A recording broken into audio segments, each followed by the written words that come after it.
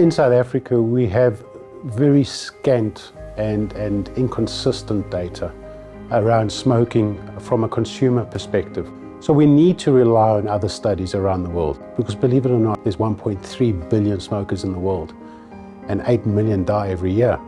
So we need to understand what products work and how do they work, and what can we do to make them more effective and more efficient.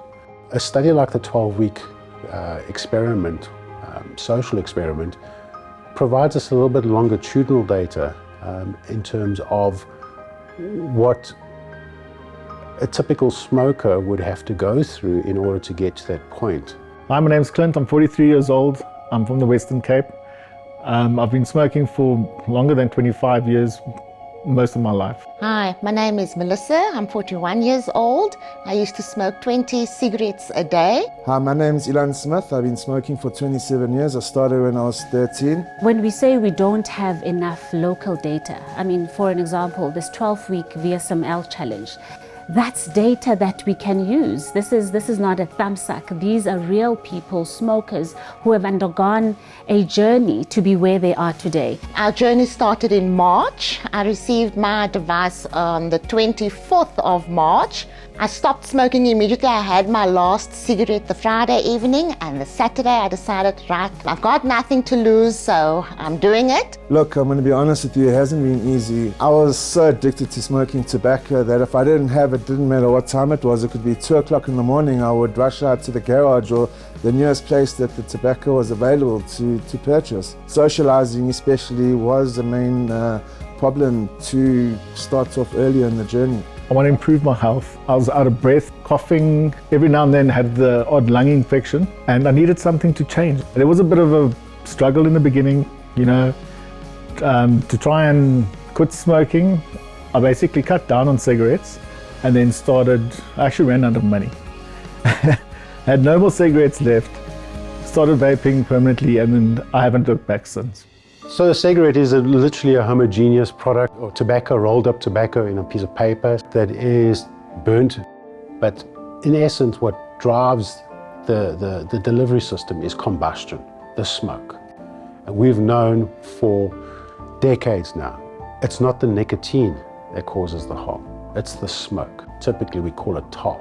Where vaping differs is that we're still delivering nicotine through an aerosol. It's still inhaled, but not through combustion, but through heating of a liquid that contains 4 main components: propylene glycanol, vegetable glycerin, flavorants, and the optional nicotine. There's no combustion, and therefore you're eliminating the majority of the harm in the delivery system.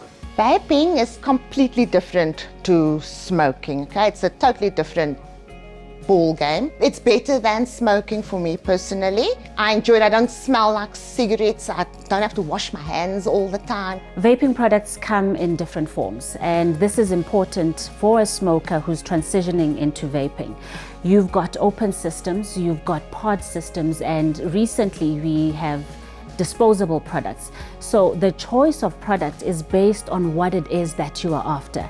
Based on the nicotine that you are after as well, you choose the right product for yourself. And specialist shops can help you to choose the right kind of product for what it is that you are after. The products that were available were just not working. And these products were working, and working really, really well.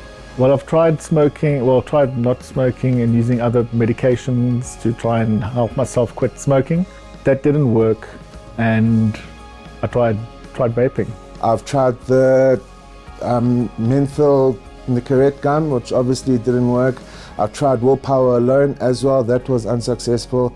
This has been the ultimate lifesaver for me. We shouldn't stop researching these products. We should never stop researching these products. But it shouldn't be the reason why we put in regulations because we believe that there's insufficient data, local data. Because ultimately the goal is to reduce the smoking rates and eliminate as best as possible the harms associated with smoking. I've been clear of the coughing, I've got energy, I've got a zest for life now, and I just feel a totally different new person. You know, I'd like to see my nieces and nephew grow up, and, you know, I'd like to live a little longer, so I'm hoping that what I have done by vaping gives me that little bit of hope, you know, going forward into the future. So I would definitely say that vaping has saved my life. I've done something that was remarkable in my opinion, something that I thought I would never be able to achieve without this vaping program. Vaping saved my life.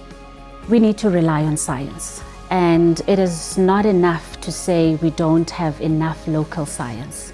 You need to be open to what the rest of the world is doing, and let's try this thing out. And if it doesn't work, then we've got a different case.